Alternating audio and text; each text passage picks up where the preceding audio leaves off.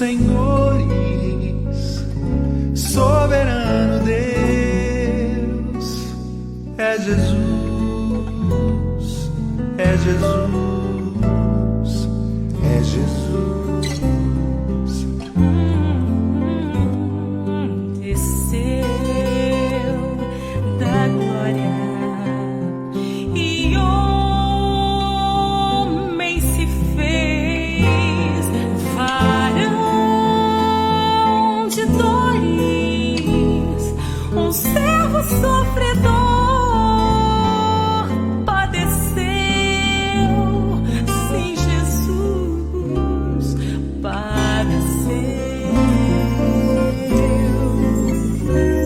Sim, Cristo entregou sua vida de forma espontânea, ele a deu. Ninguém poderia obrigá-lo, foi seu próprio amor que o moveu.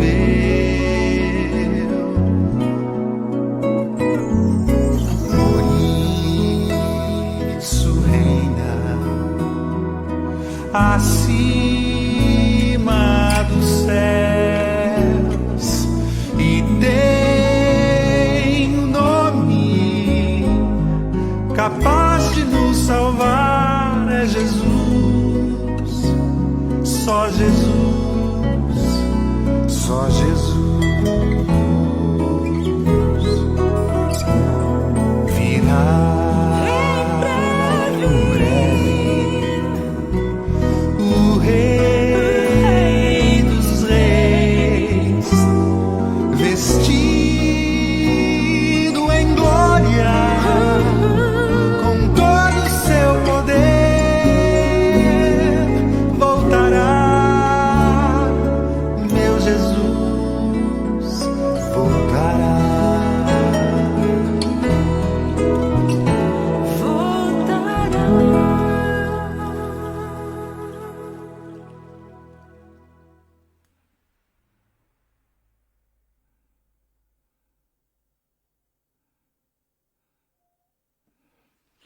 Boa noite, irmãos. Graça e paz do nosso Senhor e Salvador Jesus Cristo seja sobre as suas vidas.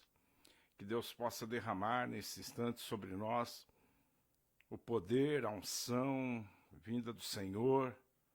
Que Ele possa trazer entendimento, esclarecimento sobre as nossas vidas nesta noite.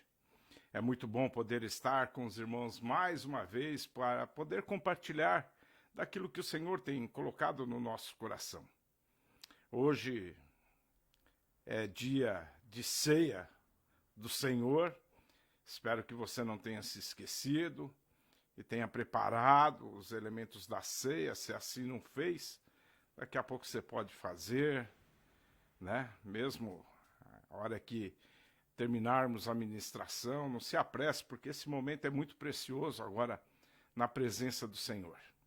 Então, nós vamos participar da ceia, mesmo que virtualmente, não sendo a melhor forma, mas é a forma que podemos nos adequar para estes dias de distanciamento social. E creio ainda que esse mês será assim, e assim que os governos nos derem a liberdade para podermos voltar, assim faremos na medida do possível. Então, esperamos que tudo possa correr na mais perfeita ordem, da melhor maneira, no mais breve possível, a gente está todos juntos, celebrando, adorando o nome do Senhor. Será um momento de grande glória, de grande reflexão ali, e de estarmos juntos e poder compartilhar a comunhão dos santos em todas as situações. Eu espero que Deus nos ajude nesses instantes, espero que todos estejam bem, espero que vocês possam aproveitar da melhor forma possível esses instantes também. Só um minutinho, pode pôr, Juliana. A Juliana está pondo mais um cabo aqui, deu certo, tá tudo bem, fiquei bem na foto. Tudo bem aí, Ju? Vocês estão ouvindo bem também, irmãos? Porque Domingo passado deu um problema aqui no nosso áudio e espero que desta vez não esteja assim, todos esperam que estejam nos ouvindo bem.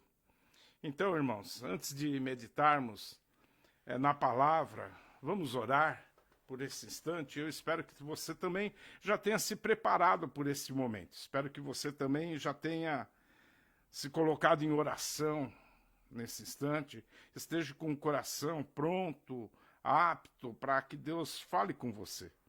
Estamos aqui para meditar na palavra de Deus. Amém?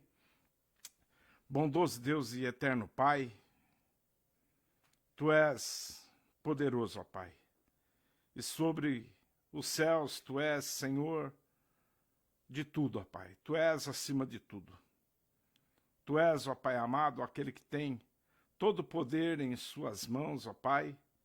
E Tu és, ó Pai amado, aquele que olha ainda para nós, ó Pai amado, de uma maneira, com amor inexplicável, ó Pai amado.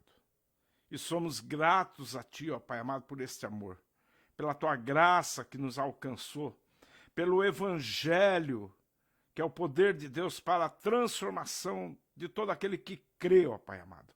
E este Evangelho nos atingiu, ó Pai amado, de tal forma, ó Pai amado, que hoje não conseguimos, ó Pai, viver distante, ó Pai, do Teu propósito, da Tua palavra e na convicção firme, ó Pai amado, que certamente estamos caminhando, ó Pai amado, a nossa pátria celestial. E é por causa disso, ó Pai, do poder do Teu Evangelho, ó Pai amado, que pedimos, ó Pai, que o Senhor, ó Pai amado, venha sobre a Tua igreja. Derrame, ó Pai amado, o poder do Espírito Santo sobre a Tua igreja. Sobre cada um, ó Pai amado, nesse instante também, ó Pai, que nos ouve, ó Pai amado, nos assistem, ó Pai. Pai querido, em nome de Jesus, ó Pai amado. Que o Senhor, ó Pai, nos capacite a entendermos, ó Pai, este momento da história, Pai. Pai amado, quebra o nosso orgulho, quebra nosso coração, despedaça, ó Pai amado, todas as trincheiras enraizadas, ó Pai amado, toda fonte de idolatria levantada no nosso coração, em nome de Jesus, que caia por terra, ó Pai amado. Em nome de Jesus, ó Pai, manifesta, ó Pai amado, o Teu poder, ó Pai amado. Queremos vivenciar, ó Pai amado, o Teu Evangelho, ó Pai amado, em toda a plenitude, ó Pai amado. A Tua palavra diz, ó Pai amado, que não é por força e nem por violência, mas é pelo Teu Espírito, ó Pai, e assim cremos, ó Deus, que o Teu Santo Espírito será derramado, ó Pai amado, e alcançará muitos, ó Pai amado, nestes dias de perturbação, ó Pai amado, de indecisões, nestes dias, ó Pai amado, abomináveis, ó Pai amado. Pai amado, sustenta, ó Pai amado, aqueles que creem. Opera maravilhas, ó Pai amado, no meio do Teu povo, ó Pai amado. Salva, Senhor amado, esta nação, ó Pai amado. Pai amado, olha para a confusão instaurada no mundo, ó Pai amado, tem misericórdia, ó Pai amado, clamamos pelas misericórdias do Senhor, ó Pai amado. Pai amado, que este seja um momento, ó Pai amado, neste mundo, ó Pai amado, de que pessoas possam, ó Pai, se arrepender dos seus maus caminhos e se voltarem para Ti, ó Pai amado. O que este mundo está precisando nestes instantes, ó Pai, é da revelação do Senhor, ó Pai amado. Por isso, Pai, o Senhor colocou a igreja do Senhor Jesus neste mundo, ó Pai amado, para proclamar as boas novas de salvação, ó Pai amado. Nos ajuda, Pai. Levanta homens, mulheres, ó Pai amado, que creem poderosamente no Teu nome, ó Pai, que não façam outra coisa, ó Pai amado, a não ser, ó Pai, pregar o Evangelho, ó Pai. Pai amado, que a Tua igreja volte a ser a igreja que o Senhor sonhou, planejou, que o Senhor edificou, ó Pai amado. Não nos permita, ó Pai amado, lutar as lutas que não são nossas lutas, mas que são as lutas, ó Pai amado, deste mundo, ó Pai. Pai amado, enche o nosso coração, ó Pai amado, com brasas vivas do altar. Que o nosso amor por Ti, ó Pai amado, nos faça, ó Pai amado, nosso coração arder, ó Pai, mas em arder, ó Pai amado, pela Tua palavra, que queime com paixão, ó Pai amado, para poder anunciar, ó Pai amado, Jesus Cristo a este mundo, ó Pai. Pedimos a Ti, ó Pai amado, instrução, entendimento, ó Pai. Soberania do Senhor sobre todas as coisas, ó Pai. Que os Teus olhos, ó Pai amado, possam estar, ó Pai amado, nos 4 cantos do mundo agora, ó Pai. Trazendo salvação em Tuas asas, ó Pai. Liberta-nos, ó Pai, do poder do maligno, desta pandemia. Salva, cura, Pai amado, aqueles que estão enfermos, internados, contaminados, ó Pai. Que haja cura nesse instante, ó Pai. Oramos, ó Pai, confiados no Teu amor, no Teu poder. E por causa, ó Pai, da pessoa de Jesus Cristo, aquele quem por nós morreu e se entregou por nós, ó Pai. É no nome dEle, para Ele, são todas as coisas, hoje e eternamente. Amém. Louvado seja o nome do Senhor, meus amados. Que o Senhor nos ajude agora. Nós vamos falar algo precioso demais para a nossa época. Quero falar um pouco a respeito do momento atual. E a mensagem hoje ela não é expositiva, mas é temática. Então, eu gosto mais de pregar expositivamente, mas hoje o Senhor nos conduziu assim. Eu quero ler com os irmãos a palavra que está lá no livro de Abacuque, capítulo 1. Abacuque, capítulo 1, versos 10 e 11. Eu, pouco instantes, estava comentando com a Cristina aqui a respeito de quão atual é este livro para nós. E a Bíblia toda ela é muito atual, mas a gente percebe, né, logo nos primeiros versos do Abacuque, quando ele fala: até quando, Senhor, clamarei por socorro sem que tu ouças? Até quando gritarei a ti violência sem que traga salvação? Por que me fazes ver injustiça e contemplar a maldade? A destruição e a violência estão diante de mim. A luta e conflito por todo lado.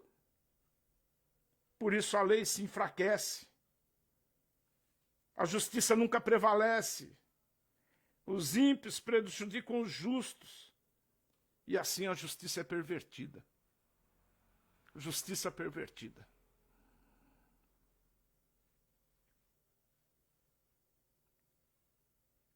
Versículo 9, todos se veem prontos para a violência. E o versículo 10, menosprezam os reis e zombam dos governantes, riem de todas as cidades fortificadas, pois constróis rampas de terra e por elas as conquistam. Depois passam como o vento e prosseguem, homens carregados de culpa, e que têm por Deus a sua própria força. Homens carregados de culpa e que têm por Deus a sua própria força. A outra tradução diz que cujo poder é o seu Deus. O poder é um Deus. O poder é um Deus que atinge a nossa sociedade.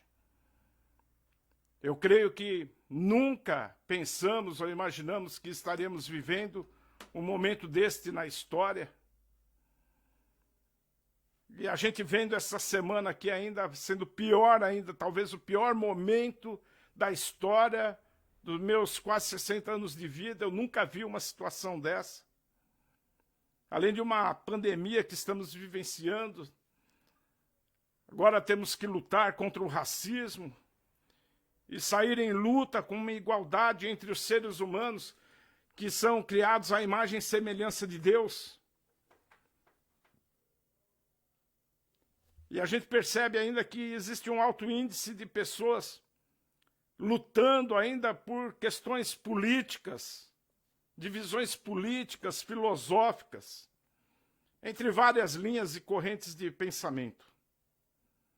No meio disso tudo ainda, é ressuscitado, ou já existia, não entendo bem esse grupo chamado Antifas, mas é um movimento que diz que se luta contra o fascismo, e eu creio que deve ser isso. E sem dúvida, a gente percebe que a luta deve existir, as leis devem existir, e devemos sim nos manifestar para que haja liberdade e igualdade entre todos na sociedade em que vivemos. O que me chama a atenção é que nos corredores da igreja evangélica, liberdade, igualdade e justiça não deveria nem ser tema hoje de discussão. Liberdade, igualdade e justiça deveria ser uma praxe da igreja. Algo natural. Mas não é. O que vemos nesse sistema hoje, mundial, é que alguma coisa está dando muito errada. Alguma coisa não está muito bem. Alguma coisa está em suspense. Alguma coisa está acontecendo. E o que a gente percebe é os entraves e os embates que estão acontecendo. Poderíamos estar transformando a boas causas e os bons debates políticos. Eles são bons e deveríamos estar debatendo estas questões, porém, sem violência e sem ódio. E o que nós percebemos é a hipocrisia deste tempo. Porque nós estamos combatendo violência com violência. Queremos combater violência usando de violência. Lutando contra o ódio com ódio um do outro. Estamos lutando contra o fascismo usando táticas fascistas, métodos fascistas. Estamos nos tornando intolerantes. E aí a gente luta contra a intolerância. Lutamos contra as fake news. De que forma? Usando fake news. Os métodos que nós lutamos contra as pessoas são os mesmos métodos que usamos para as nossas lutas. O pior, a igreja se contaminando com esta situação. Então, numa sociedade corrompida pelo pecado, nós não poderemos esperar mais nada. Essa hipocrisia deveria, sim, não nos surpreendem esta hipocrisia. O grande problema é, dentro da igreja, estão usando as mesmas armas carnais.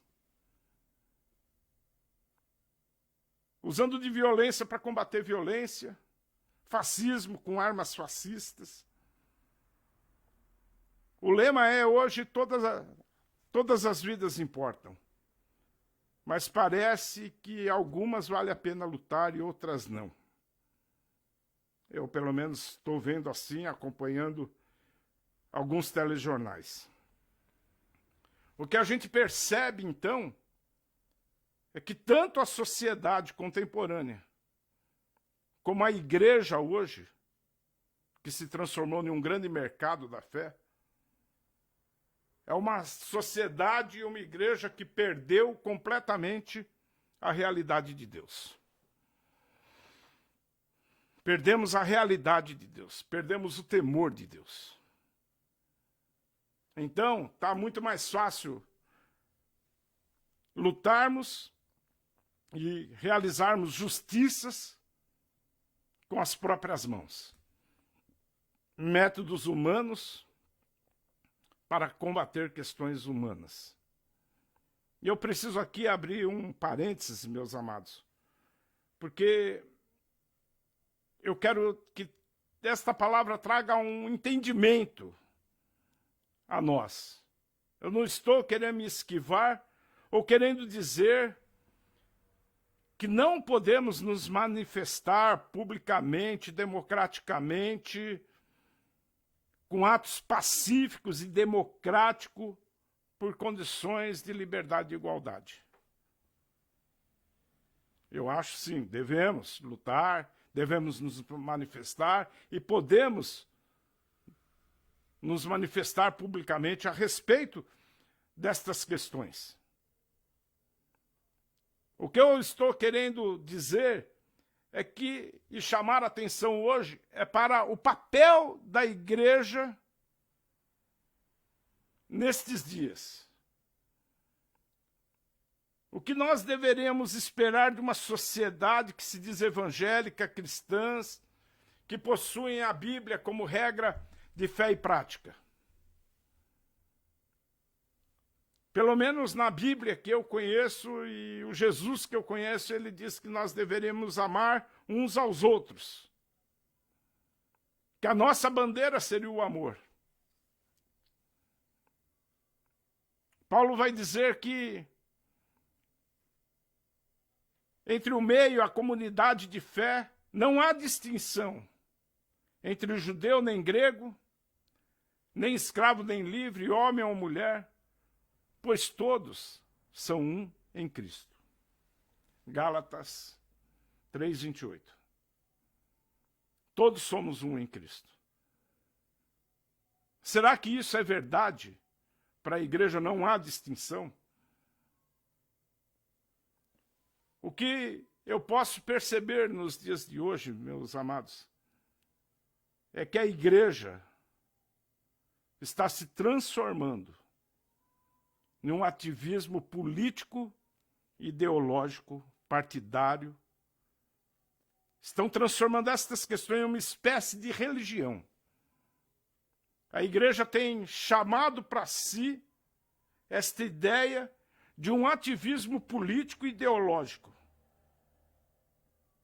Estamos substituindo o evangelho por questões ideológicas e políticas. A igreja tem chamado para si e tem lutado algumas lutas. Mas a forma como ela está se envolvendo, é isso que me chama a atenção, é a forma. Não estou dizendo o erro, mas a forma como ela está se envolvendo. Eu percebo que a igreja, substituindo Deus pelas ideologias, ela está cravando um ídolo no coração. Estamos trazendo a questão política, ideológica, como um ídolo no coração. Existe hoje uma verdadeira idolatria política e ideológica no meio cristão, no meio evangélico, da forma que você assim desejar chamar. Existe praticamente uma luta hoje que é entre esquerda e direita. E aí a gente percebe o seguinte, que se um dos dois partidos ganha a eleição, logo nós ficamos ansiosos e temerosos com relação ao futuro. Se a esquerda ganha a eleição, aí alguns já falaram, nós vamos abandonar o país. Se a direita ganha, olha, não vai dar mais para viver nesse país, vamos abandonar o país. E aí todos acham que um tem a política melhor que o outro, a ideia melhor que o outro. E, por fim, o que está acontecendo, especialmente no Brasil, vai se tornar rotina, um tentando derrubar o outro. E não quero me envolver nessa questão, se tem que ter impeachment, não tem. Não é isso que eu quero falar hoje. A questão é, aonde nós estamos depositando nossas esperanças? A quem nós estamos servindo? Nós estamos depositando verdadeiramente as nossas questões em políticos, na política ou na ideologia, ou estamos depositando nossas esperanças em Deus, na obra do Evangelho da Cruz? Uns confiam em carros, outros confiam em cavalos. Mas nós confiamos no Senhor. Aí a gente vê uma semana que você não consegue lidar ou acompanhar, e desculpe minha franqueza daquilo que eu vou falar, mas está me dando asco, agonia, aversão, ao ver pastores e líderes tomando posições ferrenhas, políticas e ideológicas, e deixando de lado o poder do Evangelho. Ainda que ambos os lados venham a dizer que estão lutando pela causa do Evangelho. Todos eles dizem a mesma coisa. Olha, nós estamos tomando essa posição, lutando pela causa do Evangelho. E o que eu percebo é que muitos já se perderam. Muitos pastores e líderes já se perderam no meio desta pandemia ideológica. Novamente, preciso fazer um parênteses aqui. Eu não estou dizendo que nós não devemos ter posições políticas. Todos nascemos com viés político. Todos nascemos com viés ideológico. Então aqui, em hipótese alguma, eu quero eliminar a nossa cidadania terrena e devemos, como cidadãos desta pátria, servir a pátria com as nossas obrigações. O que eu estou falando e que eu estou tentando chamar a razão da igreja, dos cristãos,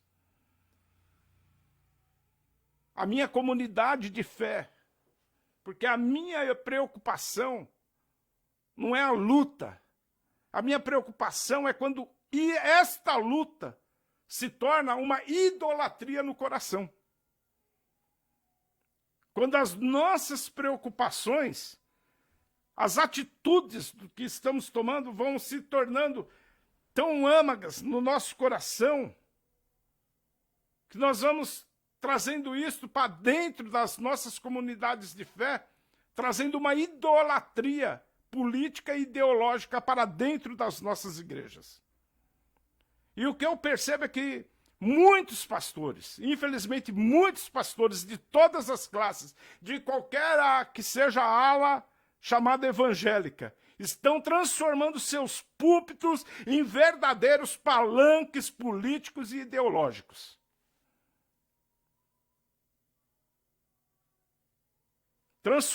Estão perdendo seus púlpitos onde deveriam ser pregada a palavra, o evangelho da cruz que salva, que liberta, que traz nova vida ao homem, que transforma a sociedade, porque a igreja é a única capaz de transformar a sociedade, mas nós estamos preferindo tomar posições políticas ideológicas do que tomarmos posições ao lado do reino dos céus. Então, meu querido, esta mensagem, ela é um chamado para a igreja redescobrir o seu valor, redescobrir o seu papel vocacional e se voltar ao evangelho puro, ao evangelho simples, ao verdadeiro evangelho.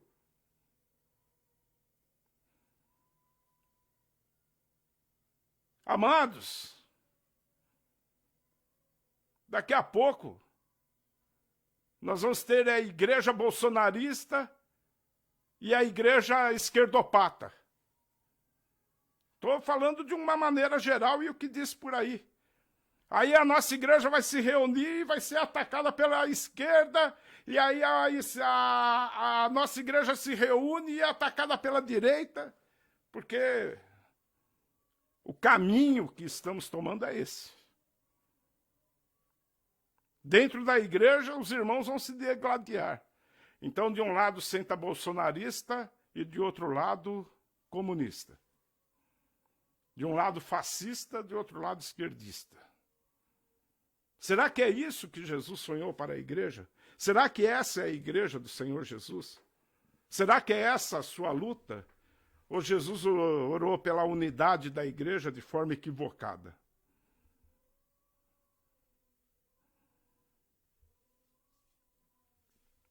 Em Cristo somos um, não há judeu, nem grego, nem escravo, nem livre, nem homem, nem mulher. Somos um em Cristo. Jesus é o cabeça da igreja. Jesus disse que ninguém pode servir a dois senhores. Ou vai amar a um e desprezar o outro, ou vai servir um e aborrecer o outro.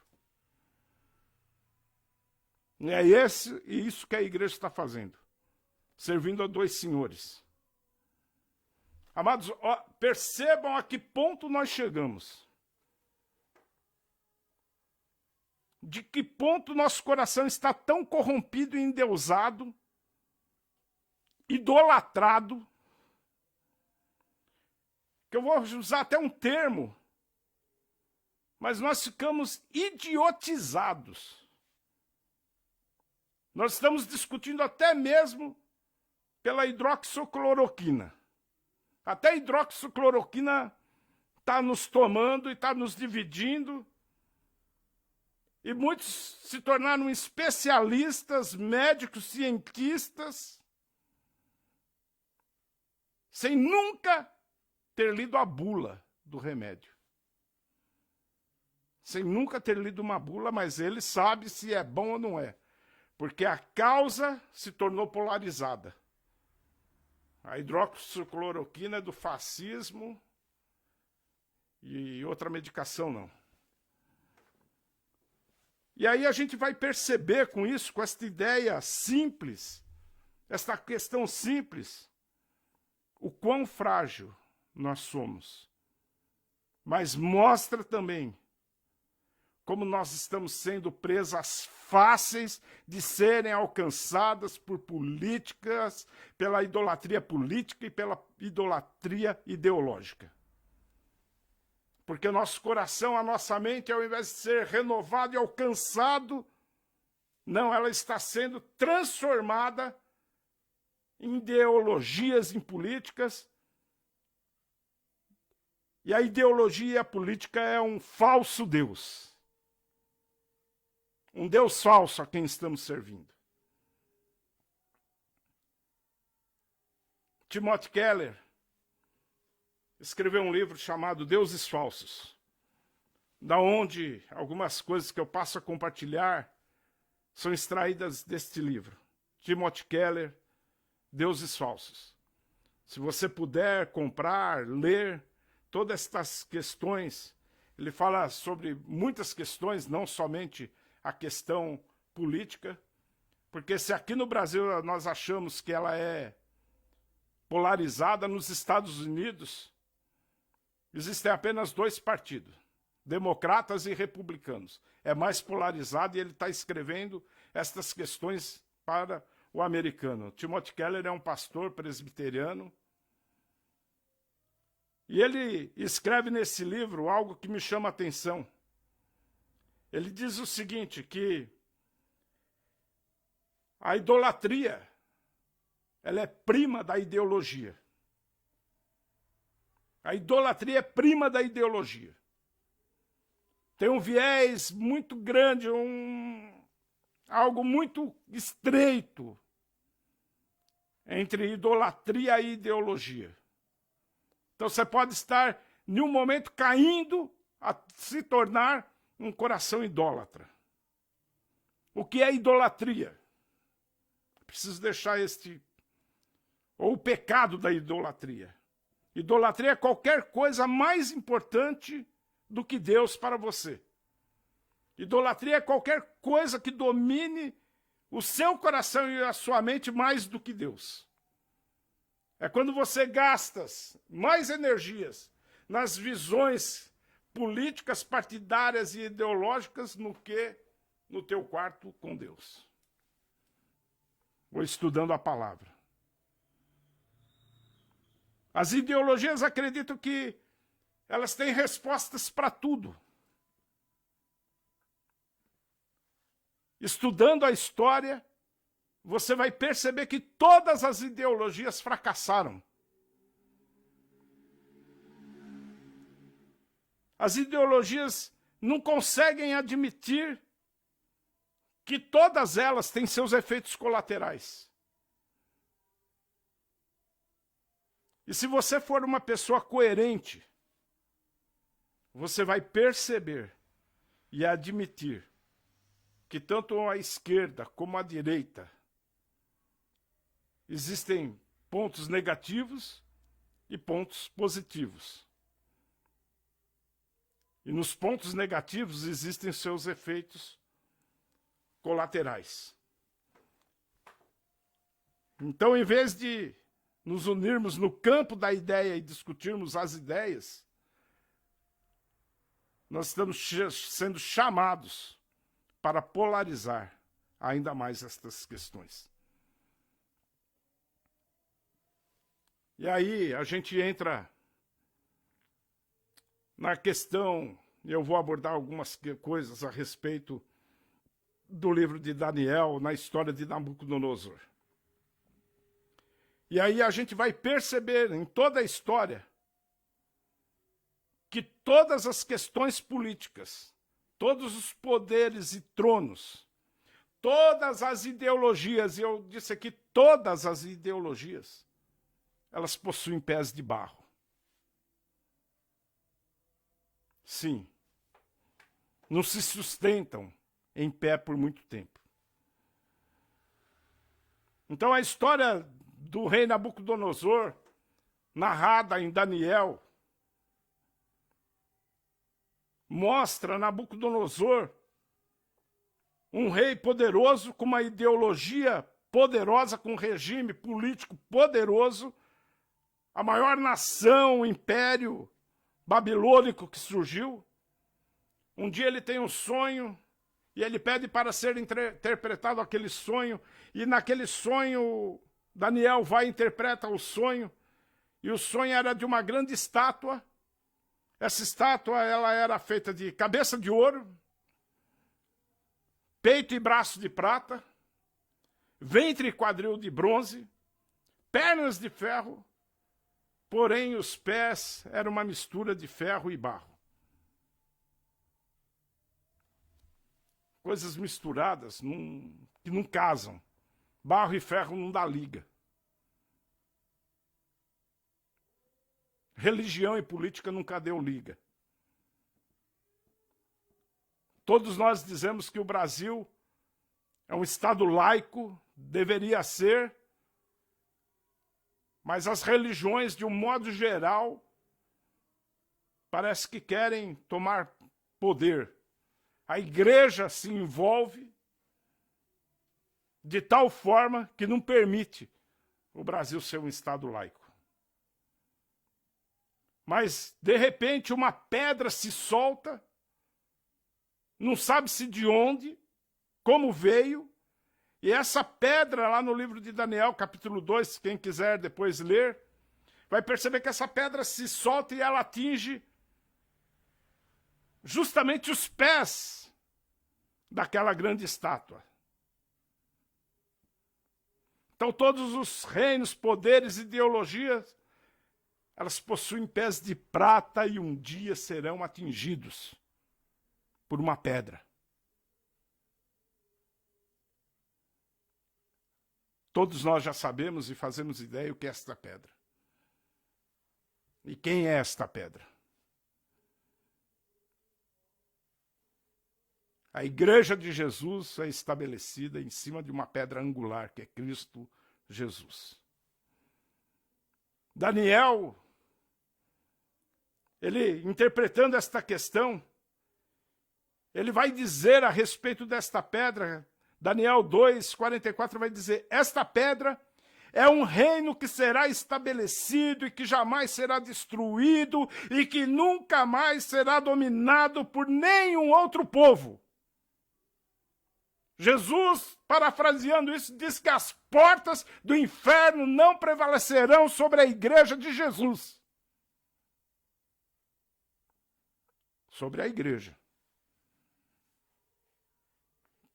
Não creio que seja a igreja que estamos vivendo. Creio que esta é a visão do reino de Deus. É ter a visão do que é reino de Deus. Amados, fazemos parte de um reino e não de uma ideologia. Somos chamados para constituir um reino de sacerdotes. E não defender ideologia. Paulo adverte a Timóteo dizendo o seguinte: Timóteo, nenhum soldado se deixa envolver pelos negócios da vida civil, já que deseja agradar aquele que o alistou. Jesus nos alistou para um projeto maior, um plano melhor, algo profundo, misterioso, chamado igreja.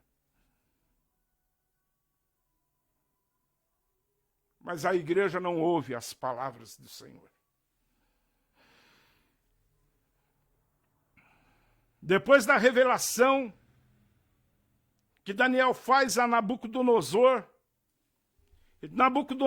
aquele rei poderoso, ele teve que reconhecer e confessar, e ele diz assim: não há dúvidas que o seu Deus é o Deus dos deuses, o Senhor dos reis e aquele que revela mistérios.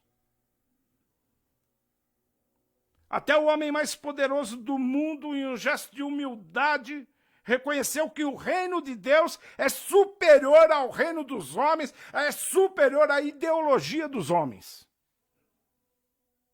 Um reino que se humilha diante da revelação e da sabedoria de um homem de Deus, levado escravo por uma ideologia política, trabalhando debaixo de um estado perverso, mas cujo coração não se contaminou com as iguarias do rei. A igreja está contaminada. A igreja está contaminada. A pergunta para nós é: em qual reino você gasta as suas energias? Para qual reino você trabalha?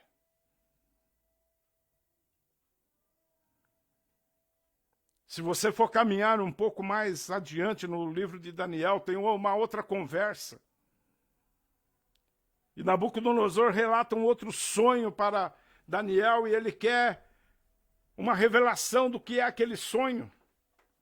E ele sonha que uma grande árvore, cuja copa desta árvore encosta-se no céu.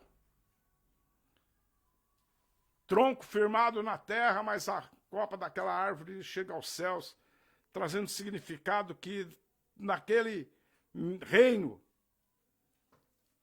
abrigaria muitas nações, muitas pessoas comeriam, se abrigariam, os pássaros teriam descanso, repouso, nações, pessoas descansariam à sombra daquela grande árvore. Só que Daniel diz: olha, só que essa árvore será podada. A copa vai cair, vai ruir ao chão, mas o tronco vai ficar.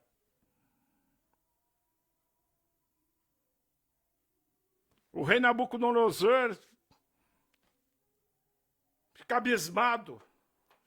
O servo de Deus dá um conselho para Nabucodonosor. Daniel 4, 27. Qual é o conselho de Daniel?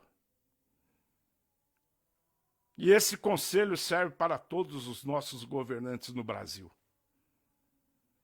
Todos. Não importa a ideologia deles.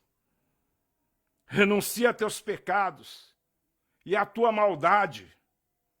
Pratica a justiça e tem compaixão dos necessitados. Talvez, então, continue a viver em paz. Renuncie teus pecados. Renuncie tua maldade. Pratica a justiça, tem compaixão dos necessitados. Este é o conselho de um homem de Deus, profeta de Deus, vivendo na Babilônia, de um império. E ele fala: olha, rei, para com isso, renuncie a seus pecados, se humilhe.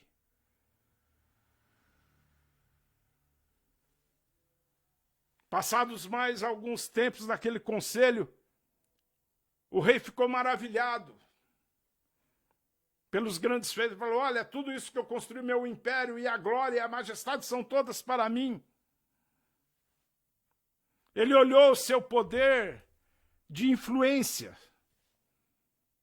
O poder de influenciar outras nações, o poder de influenciar outras pessoas. Falou, olha, tá vendo o que eu fiz, o que eu construí? Naquele exato instante, quando ele declara estas palavras, ele é atingido por uma espécie de uma doença mental. O rei passou por um longo período,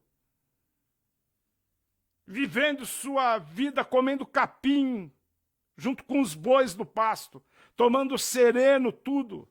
Viveu como um louco. O rei tornou-se louco. E é justamente isto que o pecado da idolatria faz com o cristão.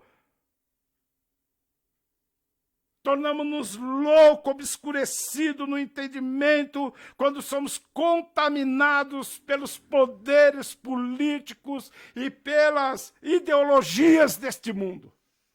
Nosso coração vai se tornando obscurecido, o entendimento se contorce, os nossos ideais se tornam outros, e aí somos contaminados, e aí nós estamos comendo capim.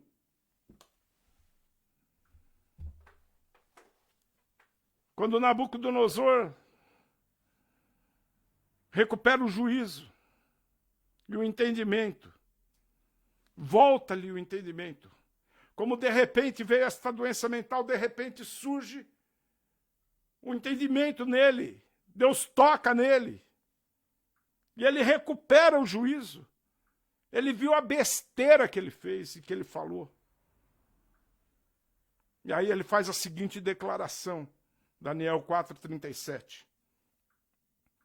Assim ele diz: agora eu, Nabucodonosor, louvo, exalto e glorifico o Rei dos céus, porque tudo o que ele faz é certo e todos os seus caminhos são justos, e ele tem poder para humilhar aqueles que vivem com arrogância. Nabucodonosor reconhece Deus, a mão de Deus, o poder de Deus, a soberania de Deus.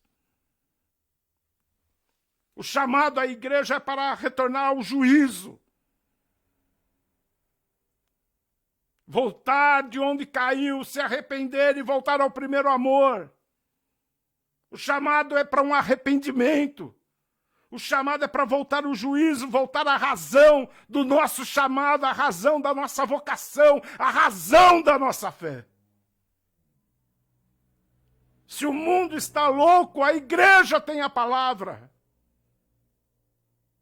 Se nos sentimos loucos, temos que recuperar o juízo, orar e falar, Senhor, volta a tocar com brasas vivas do altar, Senhor.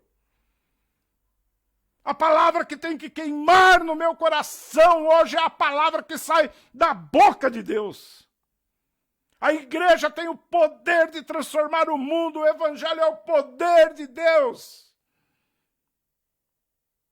Percebem que a igreja estava lá vivendo debaixo de um outro império romano nos tempos dos discípulos de Jesus. Perseguição, morte.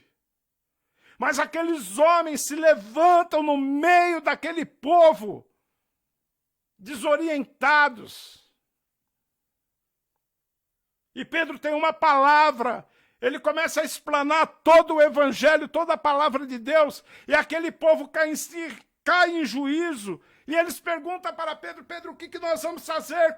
Qual é a atitude que temos que tomar, então, diante daquilo que você tem falado? E Pedro diz, arrependam-se, cada um de vocês seja batizados em nome de Jesus Cristo, para perdão dos seus pecados, e receberão o poder do Espírito Santo, o dom do Espírito Santo. A convocação para a igreja é arrepender. Um batismo de arrependimento sobre a igreja. E receber poder do Espírito Santo. Poder do Espírito Santo sobre a igreja de Jesus. Amados, esta mensagem é para nós, os cristãos, hoje. Muitos estão perdidos dentro da própria igreja. Muitos não sabem mais como se posicionar. Muitos estão ficando lunáticos, desamparados, sofrendo e vão sofrer. E muitas vezes o caos deste sofrimento, a causa, são porque nós não estamos instruindo na palavra. Preferimos instruir com as nossas ideologias. Porque é mais fácil fazer um post com a tua ideologia do que fazer um post com versículos da Bíblia.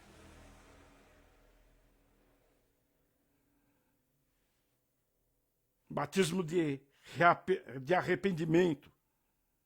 Relembrar que Deus é soberano sobre toda a terra e que sobre todo o céu Ele continua sendo Senhor absoluto de tudo. Os reis passam, os políticos acabam, a igreja continua. As ideologias têm pé de barro porque a igreja do Senhor faz parte da pedra fundamental. Amados, no livro de Daniel, ele é tremendo. Daniel estava lá naquele império babilônico e ele chega diante dos seus amigos, dos seus 3 amigos, para compartilhar a conversa que ele teve com Nabucodonosor. Se a gente perguntar hoje quem eram os 3 amigos de Daniel, muitos não sabem. Mas sabe de cor e salteado o nome de cada político da sua ideologia.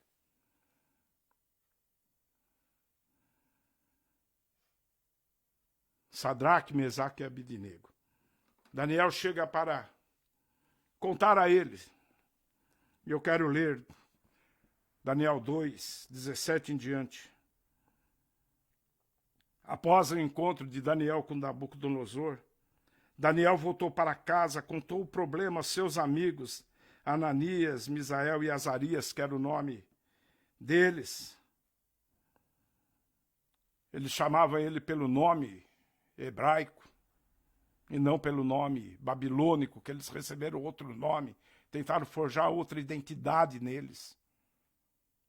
Mas Daniel chama eles aqui pelo nome.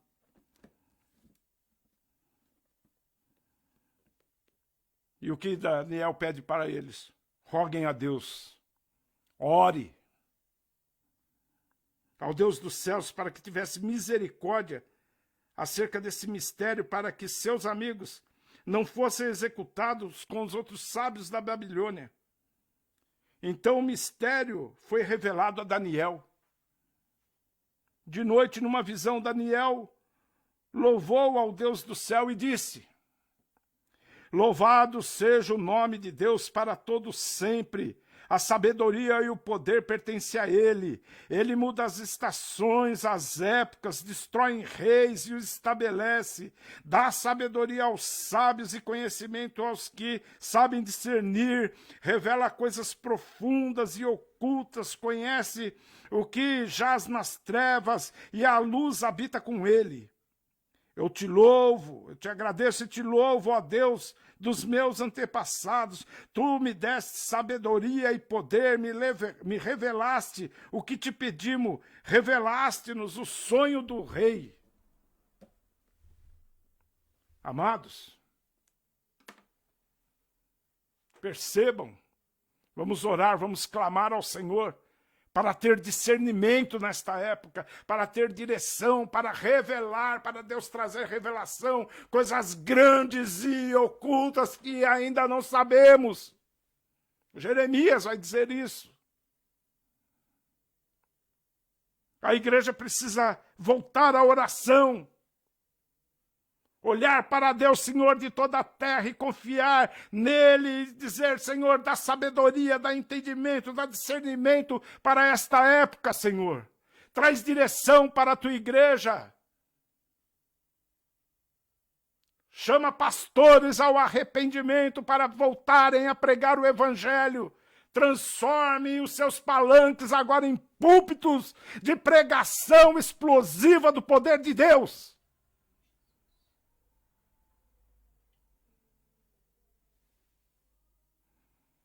Precisamos nos humilhar e pedir ao Espírito Santo que capacite a igreja.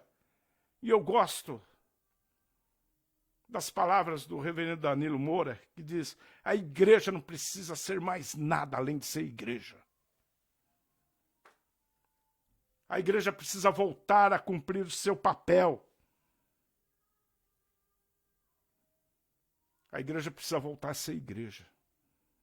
De palavra profética. Não esses profetas que estão aí dando profecias para seus partidários. A igreja tem que orar como Daniel orou. Deus trouxe revelação de mistérios, do sonho, daquilo que ia acontecer. Todo o livro de Daniel é uma profecia até os dias de hoje. Teu coração talvez esteja contaminado por essa idolatria política e ideológica. Talvez você já esteja cansado de me ouvir. Mas eu peço que você ainda esteja atento, porque hoje é dia de ceia do Senhor. É um dia de reflexão. Seria um dia para estarmos reunidos, assentados à mesa, e Jesus naquela ceia, ele lava os pés dos seus discípulos. Ele serve aos seus discípulos.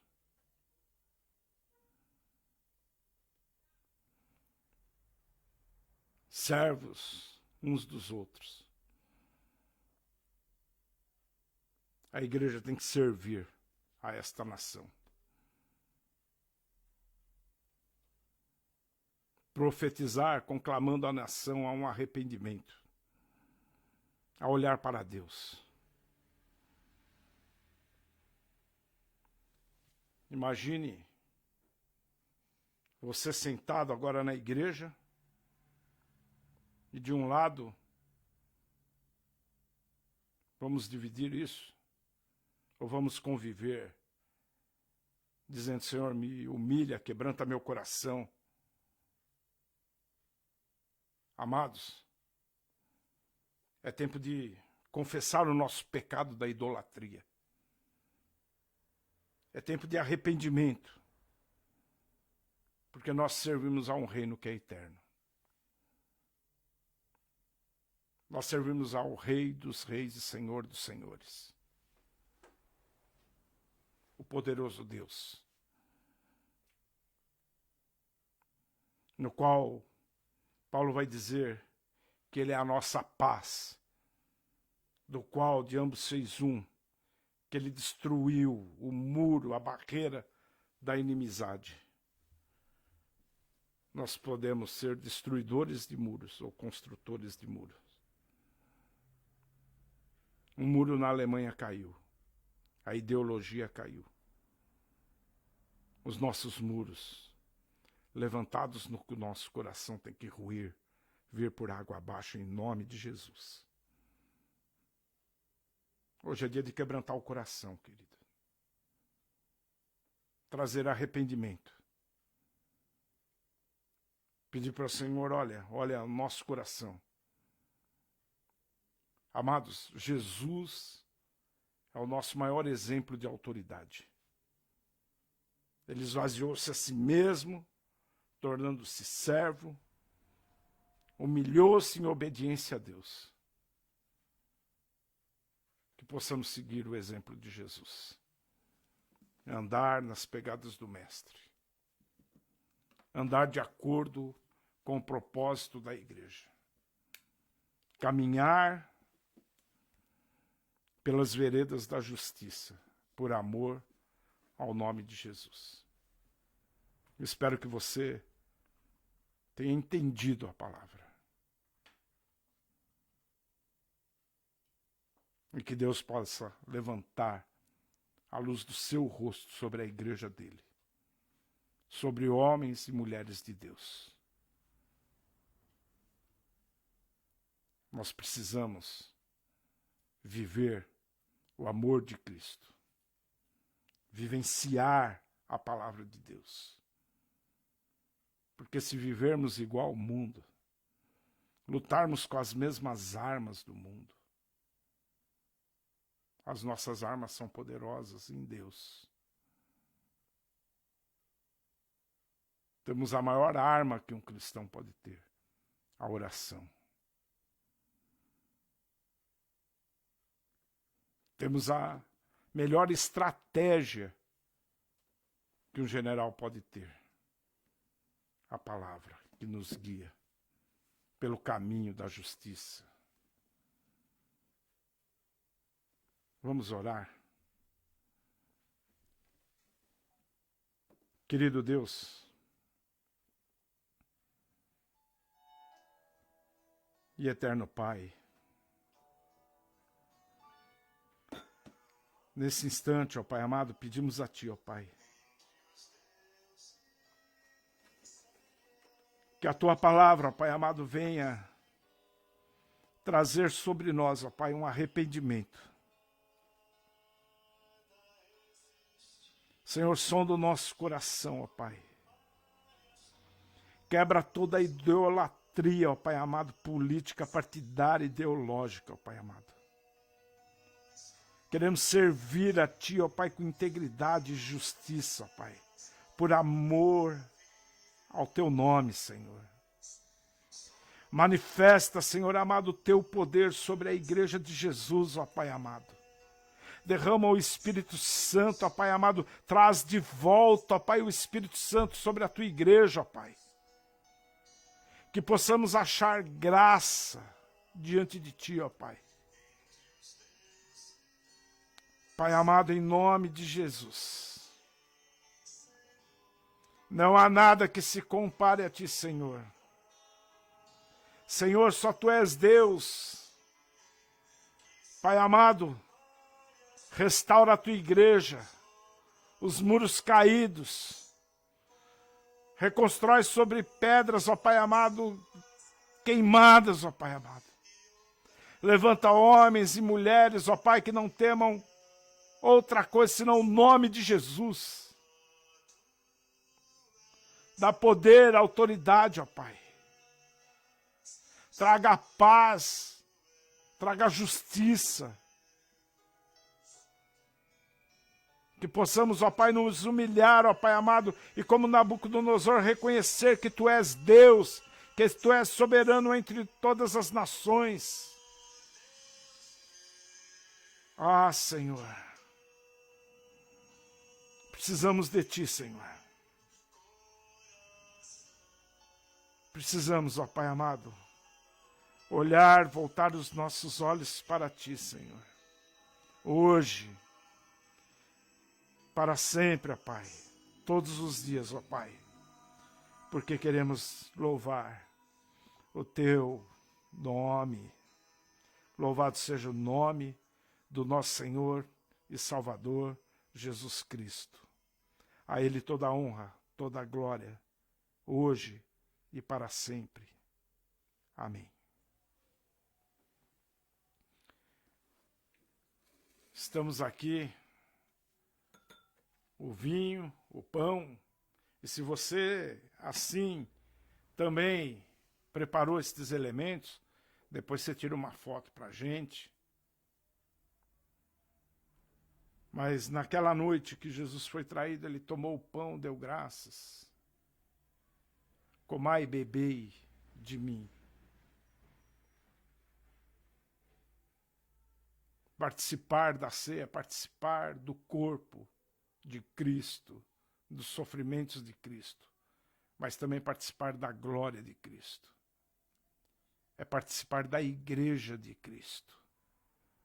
Fazemos parte de um único corpo, o corpo de Jesus. Ele é o cabeça. Só Ele. Ele é quem dirige a igreja. E Jesus quer salvar e libertar a igreja dele. É a convocação de Jesus. Ele quer dizer que, ele diz assim: eis que estou convosco todos os dias. Que o sangue derramado na cruz foi por mim, foi por você. Não foi por uma ideologia, foi por pessoas escravizadas pelo pecado, que encontraram um novo motivo para viver pelo sangue do Calvário. Paulo ia discutindo, ele vai dizendo: eu sou de Paulo. Uns falavam: sou de Paulo, e aquela discussão, outros eram de Apolo. Somos um em Cristo. Não foi Paulo nem Apolo que morreu, foi Jesus. Que assim possamos comer do pão, beber do cálice. Pai querido, em nome de Jesus, toma, Pai, os elementos, ó Pai, que estão nas mãos dos nossos irmãos. Nesse instante, ó Pai amado, que possamos, ó Pai, confirmar e restabelecer a nossa fé em Ti, através destes elementos, ó Pai. Que Teu nome possa ser engrandecido através das nossas vidas.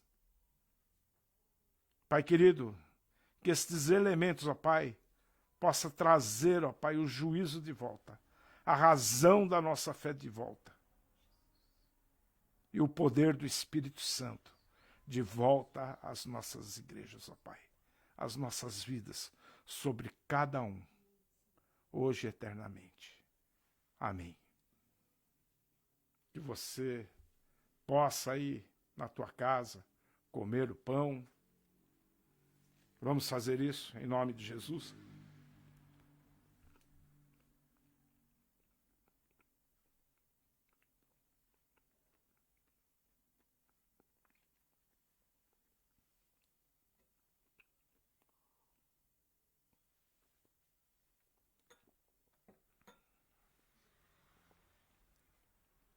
Beber o vinho e o sangue de Jesus, que nos liberta de todos os pecados, possa derramar a paz, a unidade, a sabedoria, para discernirmos este tempo, esta época, e vivermos debaixo da graça e da paz que só Jesus pode dar, hoje e eternamente. Amém e amém. Que o Senhor te abençoe, meu irmão, minha irmã. Que o Senhor possa restabelecer a tua fé hoje e eternamente. Amém. Fiquem com Deus. Até a próxima semana.